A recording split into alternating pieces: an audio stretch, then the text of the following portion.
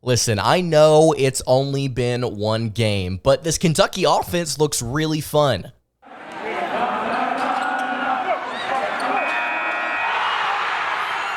You are Locked On Kentucky, your daily podcast on the Kentucky Wildcats, part of the Locked On Podcast Network, your team every day.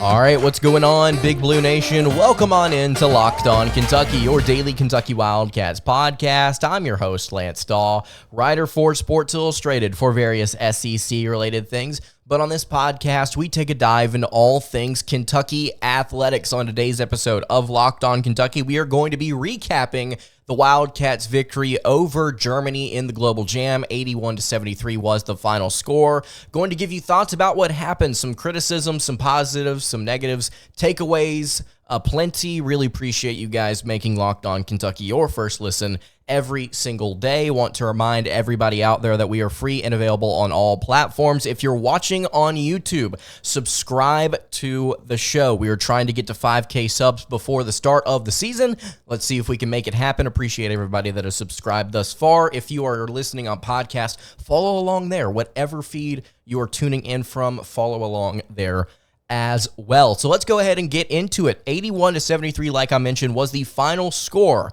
for the Wildcats in their victory over Germany in their first game in the GLOBL JAM, first of 4 games in the event. There are some things that I want to get into today, but I'm going to start it by reflecting on what we said on yesterday's show. So we've got stats, we've got thoughts, but I want to get into the 3 or 4 different things that I really emphasized on yesterday's episode that we wanted to see out of Kentucky throughout this event. The first thing that I want to get to here, and this is not in order as we did it yesterday, but the first thing I want to get to here is DJ Wagner and Rob Dillingham. By the way, this is the third time I'm recording this. My computer has decided that it is time to continue crashing. If this crashes again, I will be upset, but we're going to try and power through it here. DJ Wagner and Rob Dillingham are the 2 players I want to start off talking about today.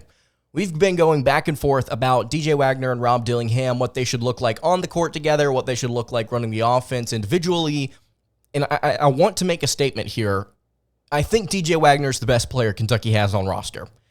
And there are some people out there that may disagree with that, but I am going to stick with that narrative until he proves otherwise. Obviously, it was an incredibly efficient outing from Wagner, who did have 5 turnovers. We're going to get to why in a second.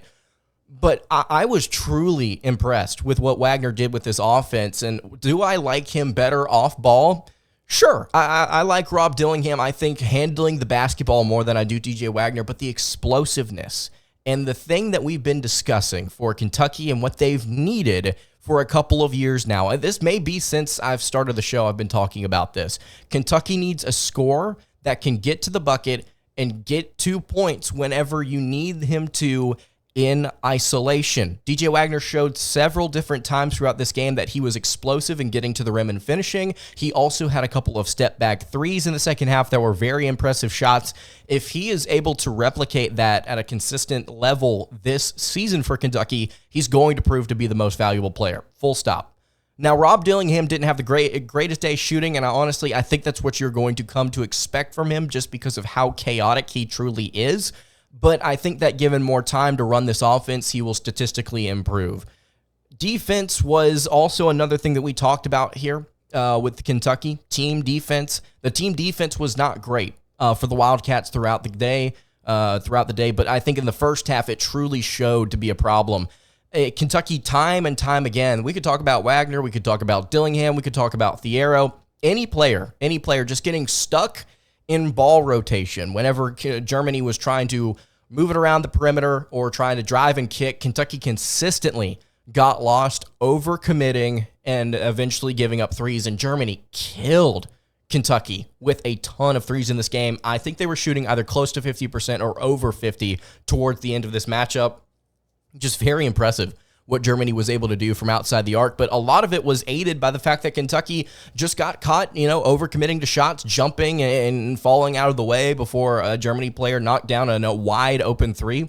They've got to be better communicating. They've got to be better rotating. They've got to be better with their assignment. Coach Cal at halftime said that the game plan was to play chaotic. He wanted the Wildcats to play even more random in the second half, and I think that they got that at different points, but He's also mentioned that, you've got to be able to identify your shooters and then not leave them. And I think Kentucky did a better job of that in the second period here. But overall, I think the team defense is something that Kentucky is going to need to work on. DJ Wagner, obviously, was very solid offensively. I want to see him do a little bit more on the defensive end. And I also want to focus on Wagner a little bit more here overall. Another thing that we talked about on yesterday's episode was leadership. Throughout the summer here on the podcast, we've been discussing what defines a leader for Kentucky this upcoming season, considering how young they are. And we've discussed Reeves, we've discussed Wagner, and I want to, after one game, kind of tell you what I noticed out of these two players here, Reeves and Wagner. Reeves was not extremely communicative. And I'm not saying that as a bad thing, because throughout his time at Kentucky, it looks like he's been a relatively quiet player. What I noticed about Reeves that I really, really liked in this game, outside of his just overall confidence at all times on the floor, was the signaling, was the notifying different things on defense, talking about things on offense. He looked like one of the more clear communicators on this team in this game. I was impressed by that. I'm excited to see him grow in that role. If he's able to continue to develop that part of his game, being a leader, then I think he will be a very, very, very important piece for Kentucky come postseason play.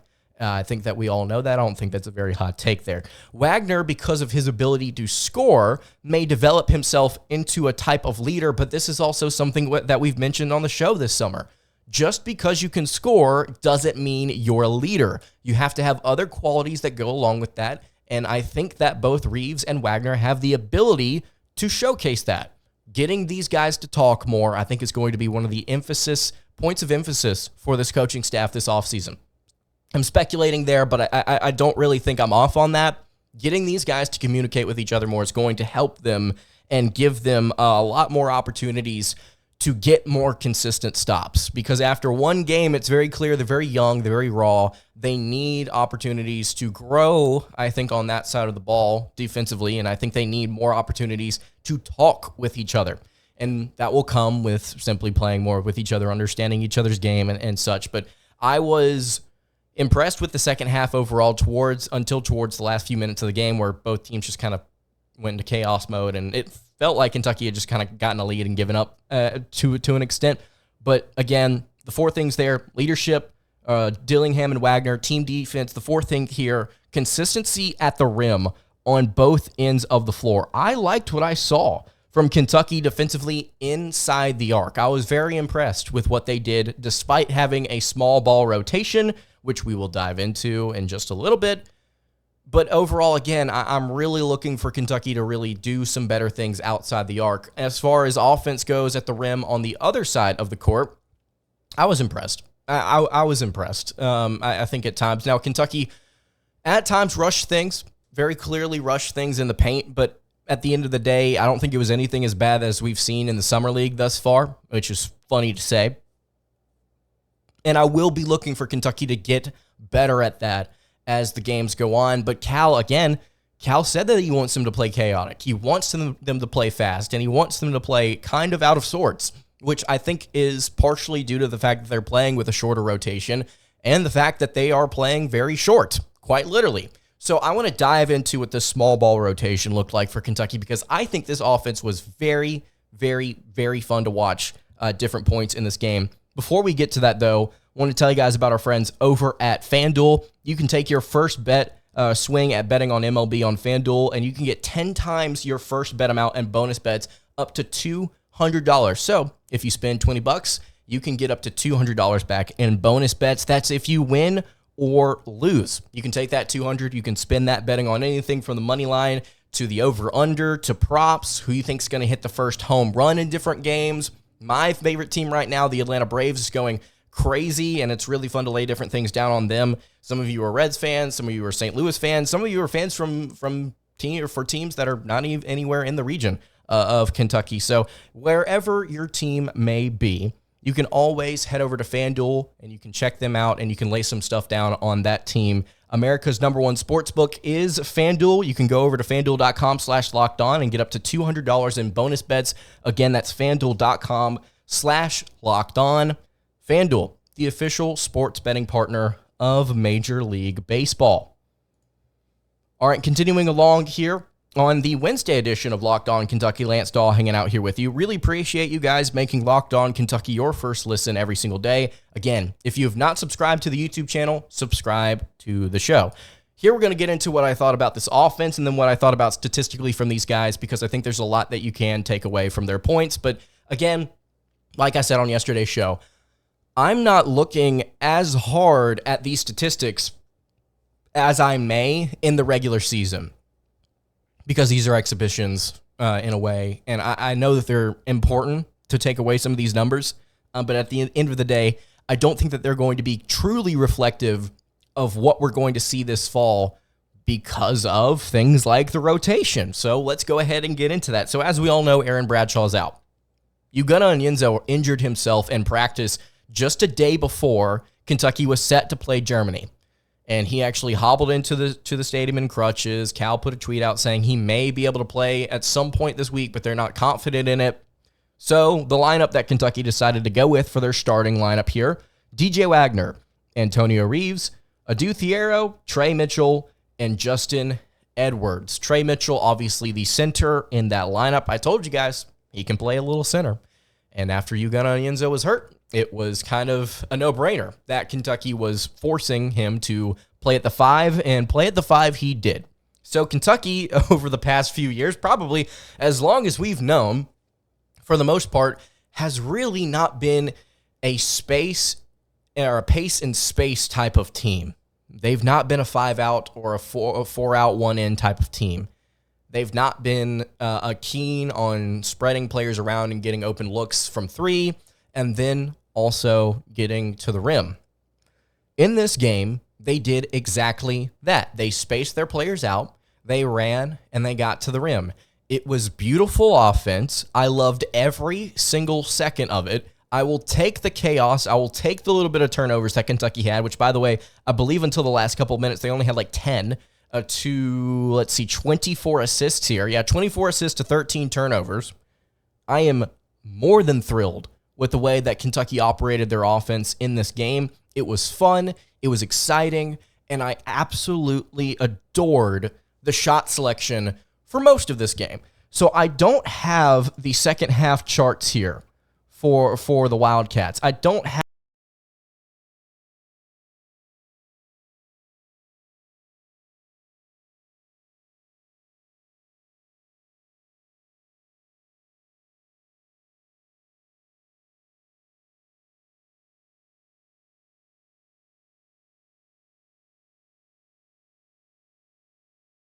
me right now. So once again, just show you the computer, the difficulties that I'm experiencing here. So here's the shot chart. Boom. It's on the screen. If you were watching on YouTube, you get the luxury of seeing this. If you're listening on podcast, let me describe this to you. So normally in the past for the Wildcats, we have seen Kentucky take a bunch of mid-range jumpers in their offense whenever things have just been humming along with their offense. It's no particular reason that they've done this. It's not been because of pace or because they feel like they need to get back into the game. They have just taken, their personnel has allowed them to take a ton of mid-range jumpers. And we've complained about it here on the show for quite some time.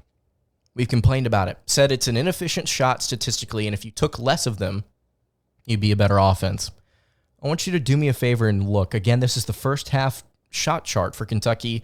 I did not get the opportunity to get the both halves, but the second half was very reflective of what we saw here in the first. There are 3 shots, 3, outside of the paint and in front of, or inside rather, the arc. There were 3 mid-range jumpers taken in this game. Now, all of the floaters, the 5 floaters that Kentucky took away from the rim were missed, but all of them were rushed. I think Justin Edwards took a couple. Wagner took a couple. Just rushed offense. You need to be more settled down, I think, and Kentucky will be. But look, it's all either outside the arc or right there in the paint, excluding 3 mid-range jumpers, 2 of which Kentucky hit. That is beautiful. I cannot stress this enough. That is beautiful offense for what Kentucky will want to do with this team in the modern era. This is exactly what Kentucky needs. from their team shot selection wise moving forward. I could not be more pleased with this. I'm very, very happy about the shot selection in this game. Will Aaron Bradshaw and Ugonna Onyenso change this a little bit? Probably. I think the spacing will get a little bit different. But what did we note when John Welch was added to this staff here just a few weeks ago? We noted that Kentucky was probably going to be a little bit more modern in the way that they approach the game. And on top of the injuries, it's kind of forced them to go in that direction. Now, here's the issue, and this is something that I'm actually concerned about, because just because you get one game of this doesn't mean you're going to get 30. When Kentucky gets healthy again, are they going to go back to a little bit more of an archaic system, and they're going to have 3 players on the court that can handle the ball, 2 of which can actually do it, the third one just is kind of there. They're going to have 2 7-footers or 2 tall guys in the lineup, and you're going to be running to the rim, and it's going to be awkward spacing. Is that what we're going to see? Or are we going to genuinely see Kentucky continue to play with a little bit more energy? And I'm not saying just because you play fast means you have to take a lot of threes. Most of your points will come from the rim. Alabama will tell you that. Nate Oates will tell you that. Offensively, they're looking for a 2 first. Kentucky has a lot of players that can get you a 2 first. And if you can get a couple of different shooters to really show out for you, it's going to make it difficult to stop. And one of the shooters I want to talk about here for just a second is Trey Mitchell. So Trey Mitchell, the transfer from West Virginia, has been proven on just one game to be an extremely valuable addition to this year's offense. Why? Because of his ability to pick and pop and actually knock down a freaking three-pointer. Kentucky has been begging for that for forever now. Their last 2 power forwards and centers couldn't do it worth a rip. And I'm not saying that they were bad. I'm just saying that they just couldn't do it. That's just how it was. Kentucky now has, thankfully, versatility in their power forward center spot. Trey Mitchell, 4 of 6 from 3, and he continued to make Germany pay on the pick and pop over and over and over and over again. He finished 7 of 13 overall from the floor, 20 points. He had 6 rebounds, 3 assists, only 1 turnover, 1 steal, and a block. Made 2 of his free throws. Made both of the free throws he took. Beautiful. Absolutely beautiful what Kentucky did with a small ball lineup. And it goes to show me, I think that something that we need to do as fans is maybe calm down a little bit when it comes to criticizing Coach Cal and the offense. I'm going to continue to do it, but I think that we need to kind of settle down a little bit, because when pushed to do this, when pushed to run a small lineup with players that actually fit the system, it produced really impressive results. And some of you may sit here and say, oh, well, Germany couldn't beat Vanderbilt. They couldn't beat St. John's if St. John's starting 5 had their hands tied behind their back. This was a 23-year-old Germany team that the majority of that roster plays professionally. Professional international basketball. That's a good team that Kentucky just beat. Kentucky just beat them also without playing, I think, the best game that they could. Also, they've got 2 players hurt. 2 of their bigs hurt. Kentucky could have dominated this game. I think if you gave them 5 times to play this game again, Kentucky could have possibly won this game by 20. And they were on the road to doing that before they just kind of gave up there at the end, for the most part. So I'm very impressed with what Cal did coaching-wise with this rotation. And even he said in an interview on the broadcast, I normally don't coach in the summer, but I'm going to coach this game because I need these kids to grow up. And that's not exactly what he said. I'm paraphrasing here. But he wanted to take this opportunity seriously. And I think with one of the youngest teams in college basketball this year, and the youngest team in this field by a large margin, he wanted to prove something. And the fact that he was able to go out here with this rotation and put on that offensive performance is great. Very excited about that. That doesn't mean Kentucky's going to be averaging 100 points a game this year. I just want to put an emphasis on how impressive that was and how good Trey Mitchell played at his spot. He's not going to shoot 4 of 6 from 3 every single game. But darn, if you leave him that wide open, it's hard to not hit 40% consistently from here on out. That could legitimately happen. Now, you're not going to be taking 6 threes a contest, obviously, but you could see Mitchell turn into a very, very versatile, valuable addition to this team. The small ball lineup worked. The small ball lineup was fun. They scored 81 points. I'm happy with it. Justin Edwards shot 2 of 8 in this game, had 4 assists, 3 turnovers, had 9 rebounds. That was a team high. did not have the best game offensively.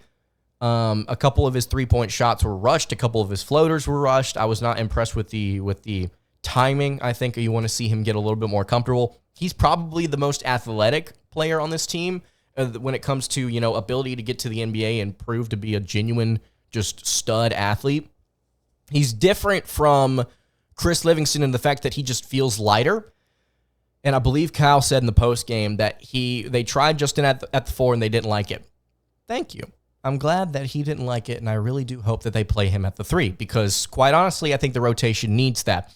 If you wanted to, and here's where it could get funky at some point this offseason, if you really wanted to, you could play a Thiero at the 4. Let's talk about a Thiero for a second. Do you remember about a year or so ago, whenever some of you, I'm not pointing any of you out individually, but some of you out there were melting down over the fact that Kentucky had just picked up a no-name 3-star player because apparently somebody's daddy, or Cal owed somebody's daddy a favor. That's how some of you guys were spinning it. And I was sitting here saying if Kentucky didn't want him, they wouldn't have gotten him. They wouldn't have added him to the roster, and I think he could prove to be something special. Some of you hopped on that train. I'm not excluding all of you here.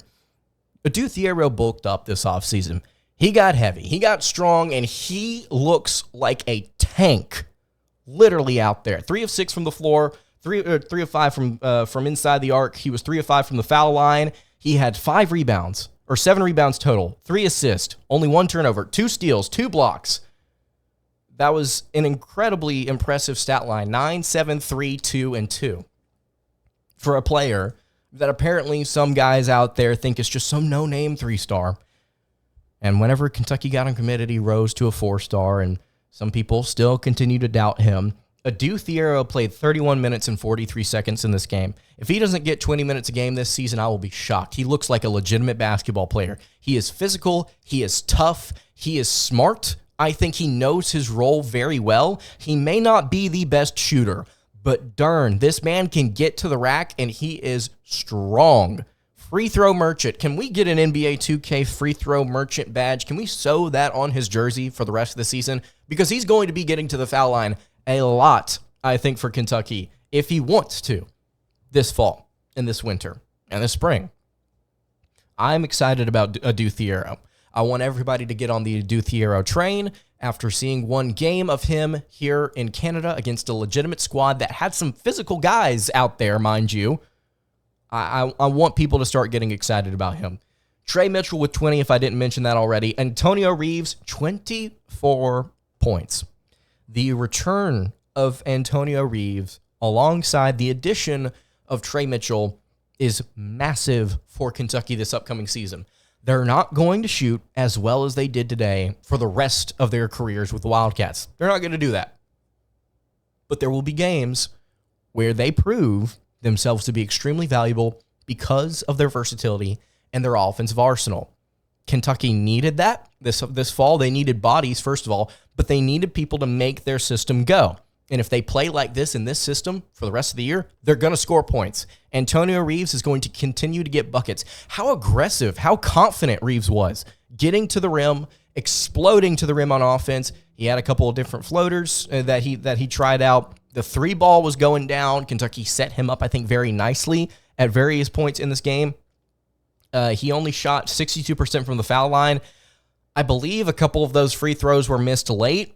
It is what it is. We'll work on adversity and stress as we continue through this global jam and as we continue through practice this offseason. 4 rebounds, 1 assist, 1 steal. Love it. DJ Wagner, 7 of 15. 2 of 5 from 3, 5 of 10 overall from inside the arc, rather.